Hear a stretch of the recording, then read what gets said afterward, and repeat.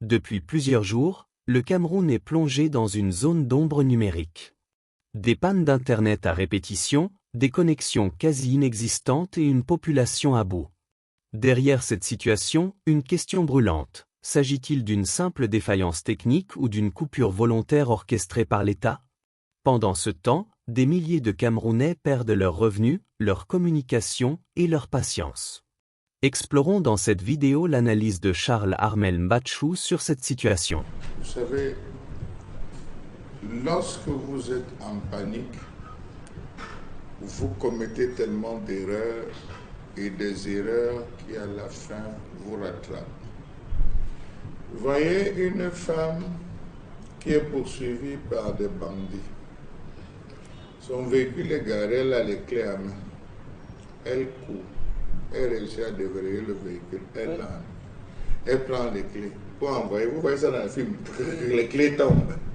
Elle se couvre, elle récupère les clés. Pendant qu'elle récupère, elle voit comment le gars est en train d'arriver. Elle envoie. Après, ça s'arrête. Démarre! À la fin, elle abandonne la voiture qui ne pouvait pas démarrer. Au lieu qu'elle se suive, elle veut courir. On l'a déjà rattrapée. Ne nous trompons pas, Isabelle Carole. Tous les câbles sont sous le contrôle de l'État camerounais qui a donné l'exclusivité d'exploitation à Camtel. C'est Camtel qui est le fournisseur de tous les différents responsables que vous voyez là. Camtel. Quel est le statut de Camtel? Nous-mêmes, on ne connaît pas. Parce que c'est Camtel qui donne. Mais les réseaux des autres est toujours plus bien que celui-même du fournisseur principal. On ne sait plus finalement. La marchandise de terre, la marchandise du grossiste. Du grossiste. On se pose toutes les questions. Le Cameroun a 3 câbles. Il y a ACE, le câble ACE. Il y a le câble SAT3.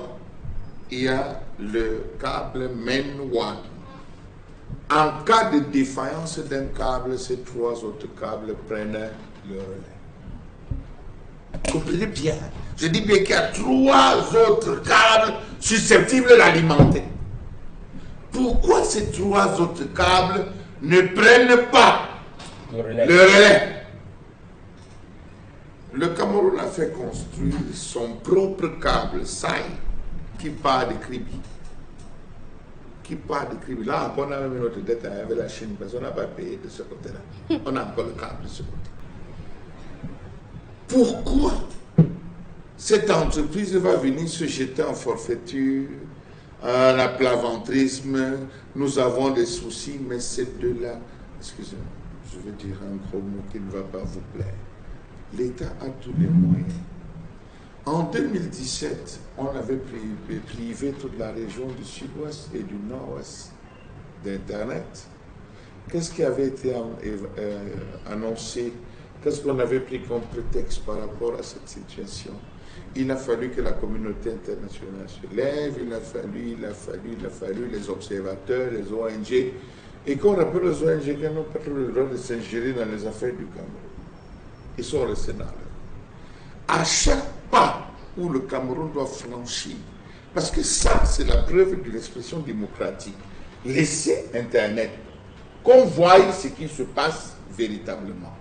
La coupure d'Internet, aujourd'hui, peut laisser libre cours à l'imagination. Nous sommes dans la revue des réseaux sociaux. Parcourez la toile, vous allez voir. Certains sont en train d'avancer qu'on coupe Internet comme ça parce qu'on veut tuer. C'est ce que les gens avancent. Lisez sur la toile. On coupe ça parce qu'on veut exterminer. Non. Les gens avancent des propos. La spéculation est dangereuse. Et c'est ce même gouvernement qui va sortir en disant restez calme, la situation est sous contrôle. Mais donc on est plutôt en train de nourrir la spéculation, justement sur la toile, d'envenimer sur la toile. Vous avez 4 types de frustrés. Vous avez ceux dont la vie n'est résolue qu'au digital. Il y a parmi la vie n'est résolue qu'au digital. Ils le font tout qu'au digital. Vous avez des gens qui font des commerces sur Facebook. Les gens qui font des commerces sur TikTok, qui mettent le numéro, ils ont besoin de commercialiser, de vendre. On les a chassés de la route pour l'opération Clean, quoi là? Douala Clean City. Ils sont partis de la route, ils sont rentrés maintenant sur leur clavier. Vous coupez pendant 2 jours. Leur famille a besoin de manger et de consommer. Ils se retrouvent dans la colère. Les différentes entreprises, ceux qui font dans le shipping line, les entreprises qui font la logistique, transport logistique, dont les marchandises sont parties, c'est par Internet que ça fonctionne. Il faut envoyer des documents, il faut les tirer, il faut imprimer, c'est par là que ça... Mais écoutez, quand vous privez ces différentes personnes, il y a des hommes, des Camerounais, vraiment qui sont comme nous autres, des saints très éloignés, qui depuis Paris veut savoir comment la grand-mère vit au village, la grand-mère est malade, la grand-mère a un souci, qui veut rentrer en contact pour se rassurer, parce qu'ils n'ont pas de moyens pour passer.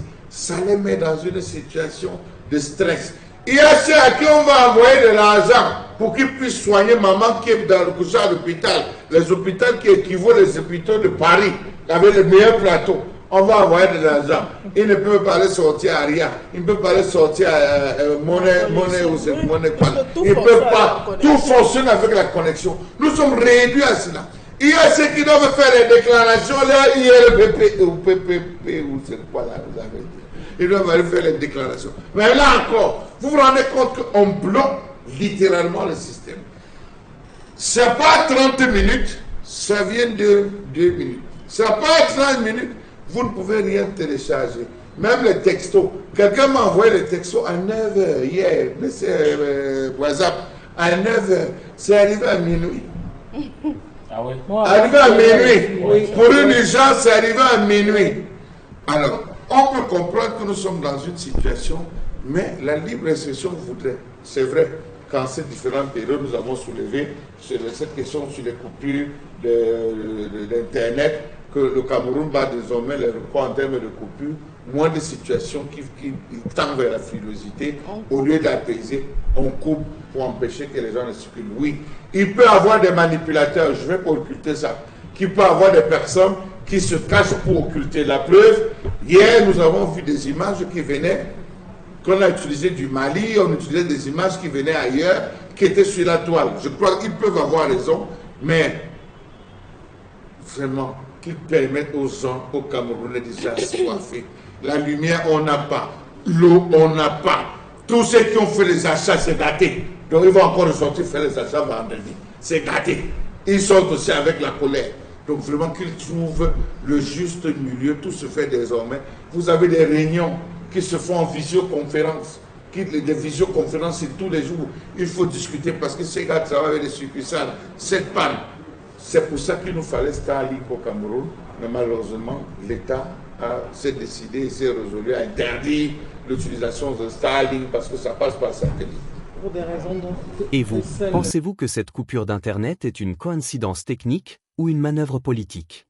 Partagez votre avis en commentaire et abonnez-vous à Relais Info pour ne rien manquer des prochains décryptages de l'actualité camerounaise.